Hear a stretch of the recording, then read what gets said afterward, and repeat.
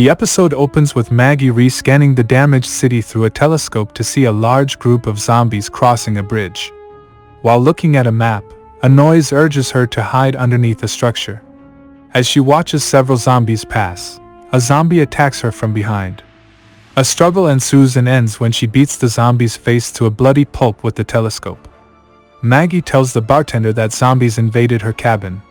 He offers to let her utilize his man that does groaner work. Pretending to go to the restroom, she heads straight to a hotel room. She retrieves a knife before approaching the bathroom where a man is sitting in the tub. She is apprehended by two men who take her back to the pub. The bar owner threatens her with a knife for snooping. She taps the heel of her boot to engage a blade that she utilizes to stab Nina in the hand. The physical altercation ends when Maggie flees only to be tripped by Ginny. Regaining her footing, she escapes to her truck and doesn't stop until her truck is inches away from Negan and Ginny. A brief physical confrontation reveals they know each other. Negan boasts of being a wanted fugitive. She asks about Annie and his child. Ignoring the question, asks why she is there. She tells him that her grain was taken during a raid. She adds that they will return monthly for more. She says the Croat took Herschelry as collateral. He denies knowing the Croat until she jogs his memory with a whistling noise. She reminds him that he owes her. He reluctantly agrees to help get Herschel back. New Babylon, Maggie passes two groaners hanging from a noose. She fires a flare gun. Negan questions their destination. Accusing him of helping to destroy Hilltop, she says they were forced to relocate. He claims to have met Ginny while staying at a farm a year earlier.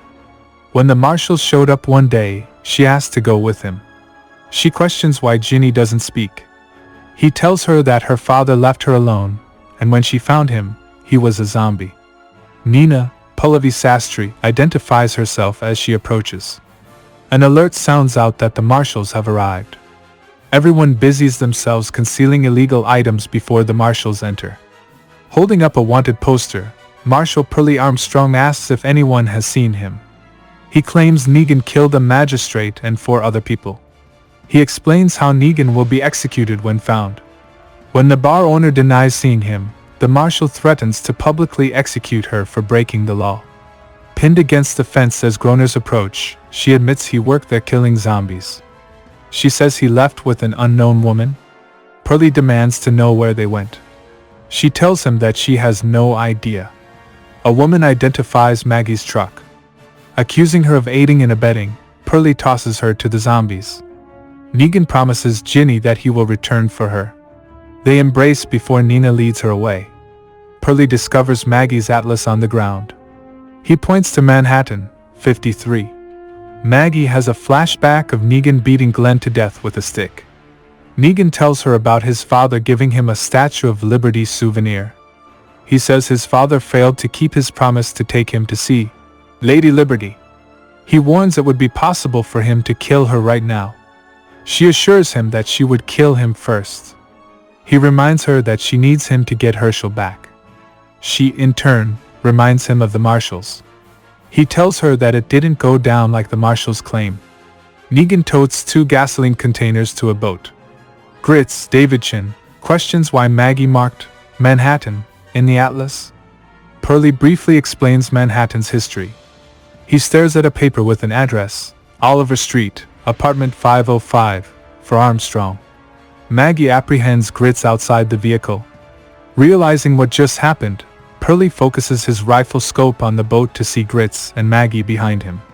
She orders Grits to remove everything from his pockets. After claiming the Marshal Service hasn't issued him a gun, he goes on a spill about his grandmother.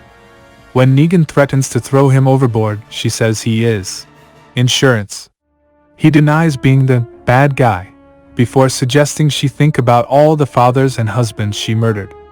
She assures him that what he did will never be laid to rest. Maggie, Grits, and Negan emerge from the boat onto a concrete pier in Manhattan. Looking around, Grits questions why there aren't any zombies there.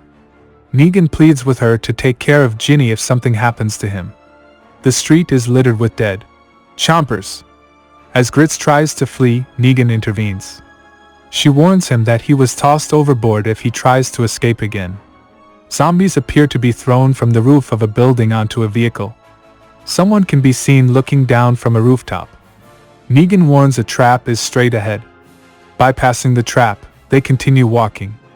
Zombies can be seen following a motorized contraption. Taking refuge, they are being bombarded by bugs. The zombies turn in their direction as someone takes some of them out with an assault rifle. Grits calls for Pearly before Negan pulls him away and into a building. Seconds later, Pearly and Marshal Jano enter. Pearly identifies himself and his hometown, New Babylon. He tells her that he is married with 3 children. He assures her that he will find her first. A zombie attacks Grits, but Negan kills it before it kills him. Negan warns he better obey his orders from here on out. Zombies bust through the door. Knife in hand, Maggie approaches Pearly from behind. A struggle ensues until he pins her to the floor. She tells him that she needs his help to save her son. Pulling something from inside her coat, she slashes and kicks him to the ground. Herschel is restrained in a chair. The Croat accuses him of acting tough like Maggie or Glenn. He informs him of Negan murdering Glenn. Herschel says he isn't talking. The Croat admits to having a childhood fascination with Manhattan. Holding up a hook, the Croat assures him that he will like there when a man announces the hostage got free. When he emerges onto the rooftop, the hostage is still there. Attaching a carabiner-like device to a metal line, he holds on as it descends downward. The Croat utilizes a wire cutter to slice it in half. The hostage crashes to the ground below.